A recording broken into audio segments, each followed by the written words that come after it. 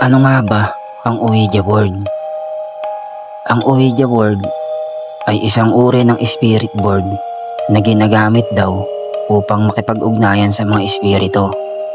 Madalas itong gawa sa kahoy o karton at nakalimbag dito ang mga letra ng alpabeto from A to Z, mga numero from 0 to 9 at mga salitang yes or no at goodbye. Paano nga ba ito ginagamit? Una, plano o plansheet. Isang maliit na piraso ng kahoy o plastic na hugis puso. May maliit na butas o salamin sa gitna. Ito ang ginagamit bilang pointer. Ikalawa, pag-upo ng mga kalahok. Karaniwang dalawa o higit pa ang naglalaro. Nilalagay ang dulo ng kanilang mga daliri sa ibabaw ng plansheet. Ikatlo, pagtawag sa espiritu. Nagsisimula sila sa pagtanong gaya ng may espiritu bang nandito? Ikaapat, paggalaw ng plansheet.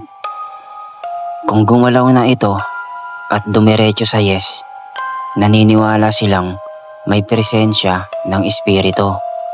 Pagkatapos ay tinatanong ito ng mga katanungan at ang plansheet ay dahan-dahan daw na gumagalaw patungo sa mga letra o numero na binubuo ng sagot. Ikalima, pagtatapos.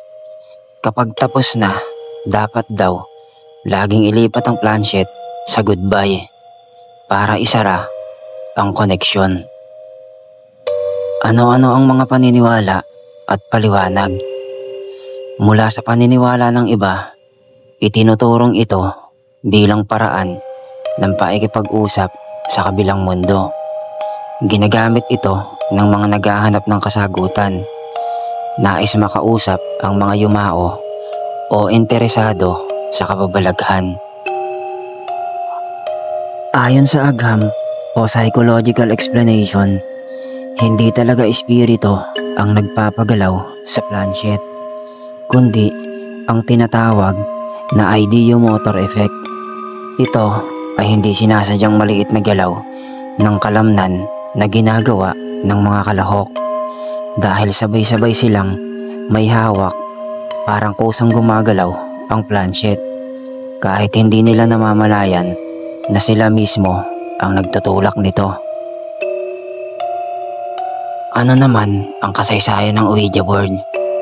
Nagsimula ito noong 1800s sa Amerika, panahon ng tinatawag na spiritualism movement, kung saan laganap ang mga paniniwala sa pakikipag-ugnayan sa mga espiritu.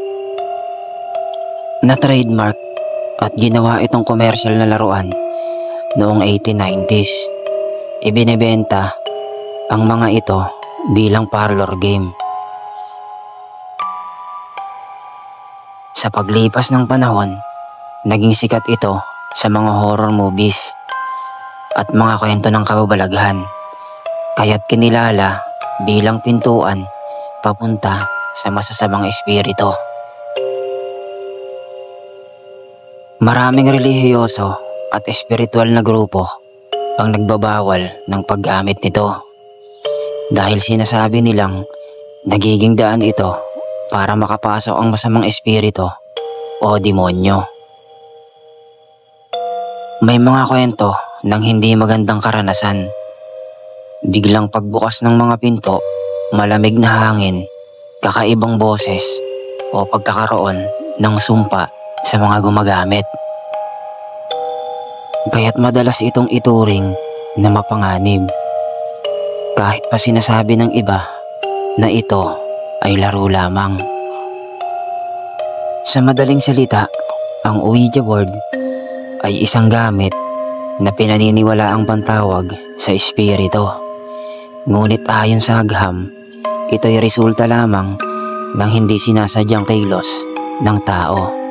Gayunman, Sa aspeto ng paniniwala at kultura, isa itong simbolo ng kababalaghan at panganib.